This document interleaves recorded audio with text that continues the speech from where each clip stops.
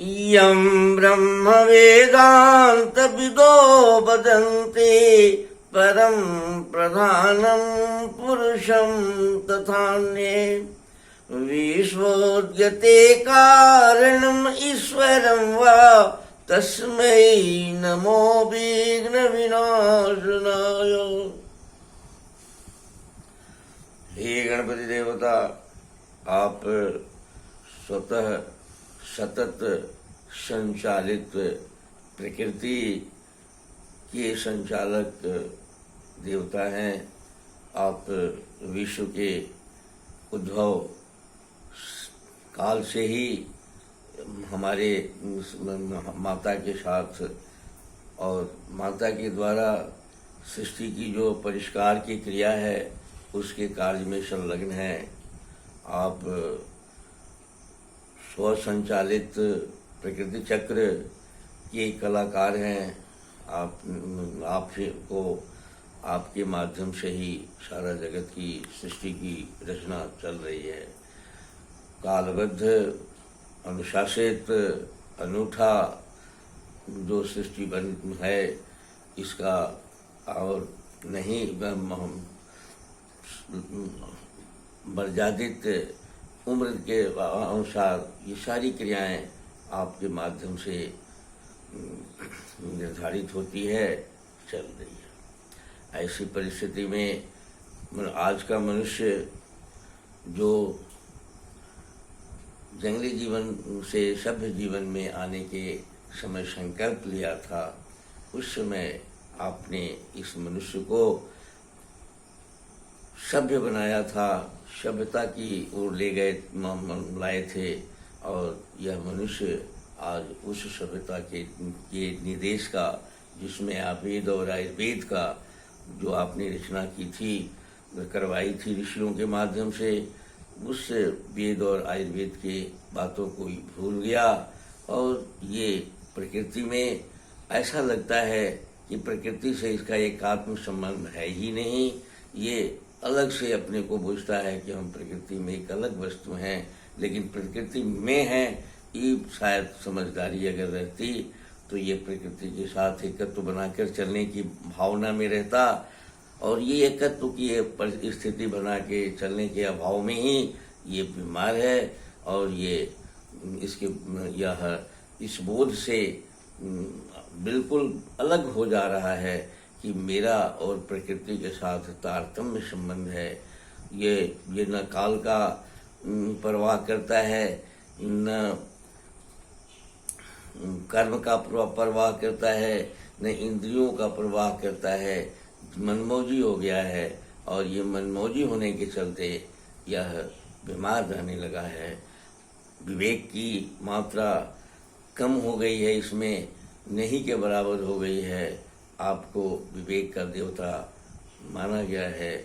आप थोड़ा सा कृपा अगर करेंगे तो यह मनुष्य स्वस्थ रहेगा और ये अपने वास्तविक जो मनुष्य का जो जन्म लिया था हुआ है और दोनों गुण दोष से युक्त यह रहेगा। अभी तो अगर कहीं कहीं दोष की अधिकता है और कहीं गुण की अधिकता है, ऐसी स्थिति में ये सृष्टि चल रही है। दोष और गुणमय यह जगत में आप गुणमय जगत का रचना करने के लिए आप माता के द्वारा निर्देशित हैं। आप की कृपा से ही यह संभव है। अतः आप मंगलकर्ता भी हैं। आप त्वरिता देवता भी कहे जाते हैं। आप जल्दी प्रसन्न होने वाले भी माने जाते हैं। आप प्रार्थना हमारी है आपसे कि आप स्वस्थ होने के लिए लोगों को विवेकशील बनाइए, या थोड़ा सा कुछ ऐसा उपाय कर दीजिए कि जैसे मनुष्य अपने को प्रकृति के साथ एकत्व स्थापित करके चलने की आदत के प्रति चैतन्य हो जाए, लापरवाही छोड़ दे। मैं श्याम बिहारी तिवारी वेद और आयुर्वेद का उपासक हूँ।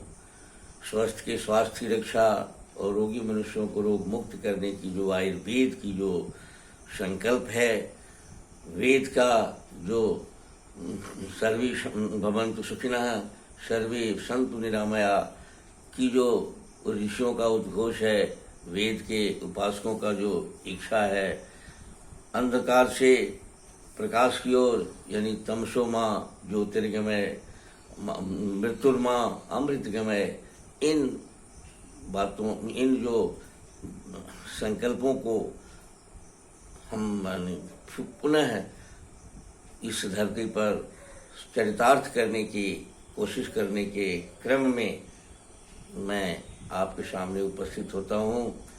यह मनुष्य को जब जंगली जीवन से सभ्य जीवन की ओर देवताओं ने, ऋषियों ने ले आगे बढ़ाया, उस समय उसने डंके की चोट पर कह दिया कि अगर ये प्रकृति साम्य स्वाद पर आधारित और प्रकृति के साथ जुड़कर अगर ये नहीं चलेगा तो यह अधूरा रह हो जाएगा, संपूर्ण स्वस्थता इसमें नहीं रहेगी।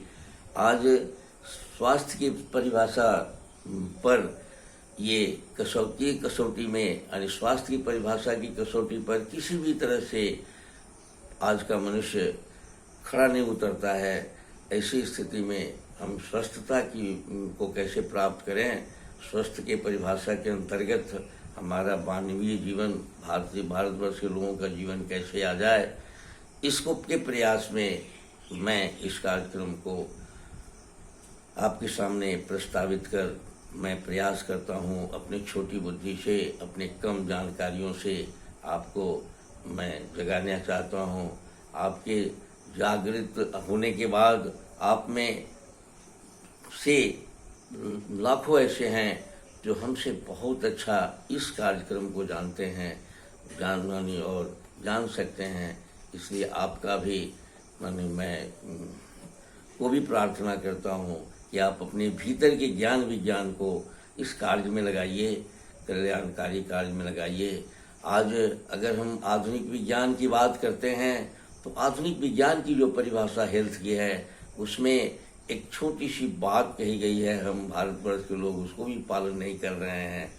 वो कहा गया है कि शरीर में अगर बीमारी का कोई कंप्लेन नहीं है, कोई भी बीमारी का कोई लक्षण नहीं है, कोई बात नहीं, लेकिन अगर हम वेलफेयर के प्रति, जीव जगत के वेलफेयर के प्रति अगर हमारा चेतना काम नहीं कर रही है, हम जीव जगत के कल्याण के लिए कार्यकारी नहीं है, तो हम स्वस्थ नहीं हैं।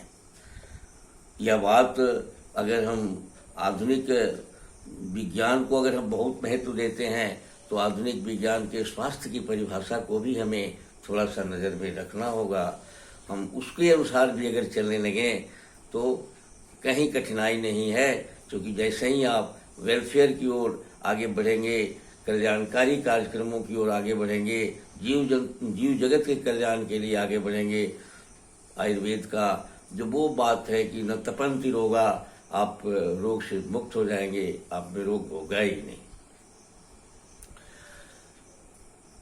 इस कार्यक्रम की कड़ी में अपने जीवन जीने की शैली जो हमारे जीवन में हमको जो करना है, इस मुद्दे पर हम लोग बात अभी कर रहे हैं। अगली कड़ी में पिछली कड़ी में मैंने कहा था कि साहब हम आत्म जगत के साथ अपने को अगर जोड़ के चलते हैं और आत्म तत्व में अगर देवताओं के साथ हमारा संबंध रहता है तो हम स्वस्थ रहने में हमको सुविधा होती है और ऊर्जा हमें मिलेगी। आज मैं आपसे बताता हूँ कि हम क्रियाशीलता हमारा जीवन है। पर हमारे शरीर की जो प्रत्येक अंग, प्रत्येक 24 घंटा हमारे शरीर के भीतर का अंग क्रियाशील है। ऑटोमेटिक इसमें डिवीजन होते रहते हैं, बहुत 24 घंटा कार्य होते रहता है। सोने के समय भी यह क्रियाशील रहता है और क्रियाशीलता के अभाव में यह कभी कभी बीमार हो जाता है। हमारा जीवन जीने की शैली में क्रियाशीलता का अभाव हो गई है और हम जब क्रियाशीलता बहुत ज़्यादा नहीं अख्तियार कर सकते, अपने लाइफ स्टाइल में, अपने जीवन जीने की क्रिया में हम बहुत काम में बैठ के काम करके सो के रहने की क्रिया अगर कर रहे हैं तो हमें आप जो ऑक्सीजन, हमें जो प्राण शक्ति है जो हम श्वास के माध्यम से लेते हैं, जिससे हमारा प्रत्येक कोशिकाएं जिंदा रहती है, हमारी कोशिकाओं के विभाजन में भी उसका बहुत बड़ा महत्व है। ऑटोमेटिक जो सारी क्रियाएं भीतर चल रही है वो प्राण वायु और प्राण शक्ति के माध्यम से ही चलती है, जिसको कि आज के आधुनिक युग के हम लोग विज्ञान ऑक्सीजन कहता है। वो ऑक्सीजन की क्रिया प्रत्येक कोशिकाओं को नहीं मिल पाती है अगर हम आलस्य में रहते हैं, बैठे ठाले रहते हैं, सीडेंटरी जीवन व्यतीत करते हैं और क्रियाशील नहीं रहते हैं। इस क्रियाशीलता को अगर हम बैठे ठाले भी रहने की हमारी परिस्थितियां अगर है तो हमें 1-8 घंटा शारीरिक श्रम करनी चाहिए, व्यायाम करनी चाहिए, काफ़ी तेजी से सुबह शाम टहलना चाहिए, पानी में तैरने का अभ्यास करना चाहिए, क्योंकि हमारे ऋषियों ने कहा कि सुबह शाम का तेजी से टहलना, पानी में तैरना और घोड़े की सवारी ये बहुत अच्छा व्यायाम माना जाता है। अगर हम घोड़े की सवारी तो सब जगह नहीं है, संभव नहीं है, लेकिन टहलना तो आप कर सकते हैं, व्यायाम कर सकते हैं, थोड़ा सा दौड़ धूप कर सकते हैं, जिससे ये जब आप इस व्यायाम को करते हैं तो पैर से सिर तक ले आपका शरीर सक्रिय रहता है और वो आप ऑक्सीजन जो आपके सांस के द्वारा जो ऑक्सीजन है वो सब पूरे बॉडी में, पूरे प्रत्येक कोशिकाओं में जाने का रास्ता प्रशस्त हो जाता है और हमारा क्रिया सब चलती रहती है। स्वस्थता की ओर हम बढ़ चलते हैं। बीमार हैं तो स्वस्थ होने लगते हैं, अगर स्वस्थ हैं तो हमारे स्वास्थ्य की रक्षा होने लगती है। इन्हीं बातों से आज का यह कार्यक्रम मैं समाप्त करता हूँ। आपसे निवेदन करता हूँ कि आप जगिए, आप स्वस्थ होने का विधा खोजिए, अपने भीतर खोजिए कि हम कैसे स्वस्थ रहें। आपको निर्देश मिल जाएगा, आप ही के भीतर से निर्देश मिल जाएगा कि आप कैसे स्वस्थ रहें। प्रकृति के साथ जुड़ने और थोड़ा सा श्रमशील रहिए, क्योंकि हमारे वेद ने कहा कि श्रम ही ब्रह्म है और श्रम रहित जगत का कोई भी क्रिया नहीं है। 24 आवर सृष्टि क्रियाशीलता में चल रही है। हम क्रियाशीलता में मेल मिलाकर चलेंगे, स्वस्थ रहेंगे। धन्यवाद।